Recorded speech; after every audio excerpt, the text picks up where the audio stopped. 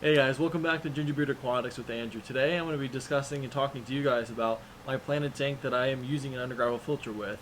If you guys have any questions about this, feel free to drop them down in the comments below and I'll try to get to them. And if you like this video, obviously like it. And then if you like a lot of the videos on this channel, consider subscribing so you can actually see more videos that are about this tank, about my breeding projects, and all the other sorts of stuff that come along with my aquarium. So let's get on into it. So can undergravel filters work with planted tanks? The short answer is yes. I think they are a fantastic fit for a planted tank. They have very minimal features. They aren't like a sponge filter that has a lot of components that you have to hide. It's just a single uplift tube that is in a corner that you can grow plants around, like a jungle val or other stem plants, and you can almost hide that lift tube entirely.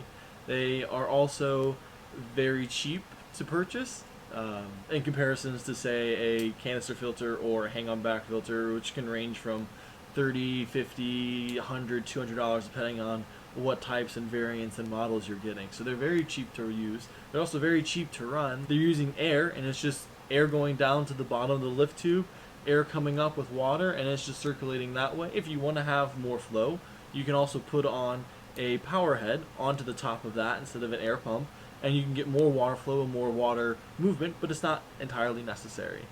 So undergravel filters work, like I was sort of rotating my hand like this, which doesn't really give a good explanation, but undergravel filters work because they have a panel or a platform or some sort of grate system down below, and you have your lift tube that comes up off of it, and you have your substrate that's on top of it.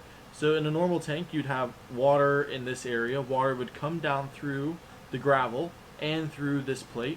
It would then be traveling along the bottom of here to where the lift tube is, and as the air or power head is there, it's going to draw that water up, so you're going to get water cycling through your tank like this. As it's going through this gravel or planted substrate, it's going to be trapping all the particulate matter that is in your tank, because all those little nooks and crannies that the rocks are touching are going to slow down the water, and it's going to settle out all of your solids, or a majority of your solids, out of your tank and into your undergravel filter. So it's going to lead to, in my case, in my dad's case, I'm keeping them very crystal clear water with very few particulates actually in it. So actually getting a large amount of mechanical filtration out of the way.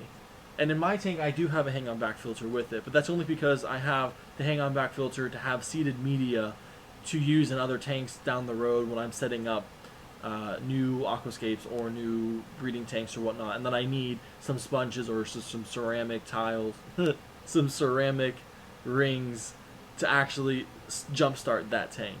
So I think it's entirely doable without any additional filtration for this system, especially with my tank. I've run it without my hang-on back filter before, and it hasn't come crashing and burning into a million pieces.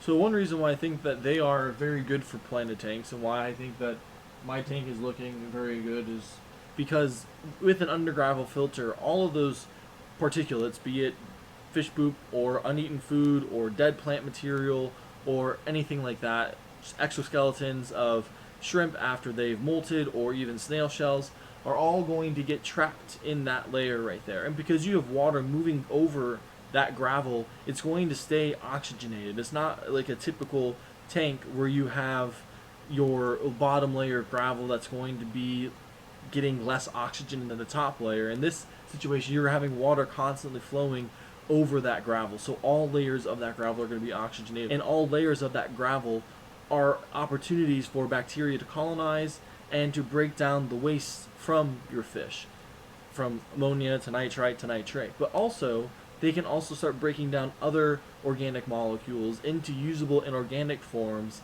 like of phosphorus or of calcium or of potassium or of iron or any of the other ingredients that you need to have a good planted tank. In a system like this, they're going to start doing that if you let the solids accumulate in a way that is not going anaerobic and that they're staying in an aerobic environment. We do a very similar thing to this in aquaponics, where we take all of that fish waste and uneaten food and whatnot into another container. We put a lot of air into it and are constantly aerating it and allowing those aerobic bacteria to start breaking down all of our waste into usable forms of minerals for our plants that we are growing in our troughs or deep water cultures or other areas. and you then can actually use those nutrients that you'd otherwise be discharging from your system to help you actually maintain a very nice system. I'll link some scientific papers down below. If you want to learn more about this or read more about it, you can, and in terms of an aquaponic setup and situation. But that's what is happening in this scenario as well, is that you're trapping all of these solids in a aerobic environment that they are going to able to start breaking down, and those plants are going to then be able to come in and utilize and take up all of those nutrients, and you can minimize the amount of water changes that you're doing, because if you don't have high nitrates, high potassium, high phosphorus, other high nutrients, there isn't any need to do water changes. So I do very minimal water changes on this, maybe once a month, and that's on a good month. Sometimes it's once every 2 months, and I don't have any issues with nitrates. I don't have any issues with ammonia, and my plants are doing fantastic. They are growing well. I have a little bit of algae, but overall it's a very good system, and I think that undergravel filters are underappreciated, underutilized, because they are cheap and they are easy. But what is wrong with cheap and easy if it allows you to have a good tank? There's nothing inherently wrong with that. It's just that you might want to have something that's fancier or looks better or whatnot. But I think that this doesn't look bad at all, especially if you can grow those tall plants around that lift tube. Then why not? You're never going to see it. You're not going to ever know that it's there unless you look for it. So I don't think people give undergravel filters the proper respect, if you want to say, that they deserve in terms of filtration abilities and quality of filtration that they provide.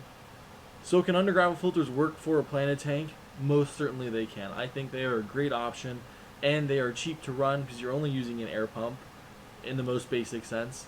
They are usually unwanted by other people, so you can get them for pretty cheap, and they last a very long time with very minimal maintenance. You have to make sure that you are keeping up with whatever is needed in your tank, because each tank is going to be different. So you might experience more nitrates or more phosphorus or other things like that, and you might need to do more water changes than I'm doing if you have a higher plant load or a less plant load or a higher fish load or a lesser fish load.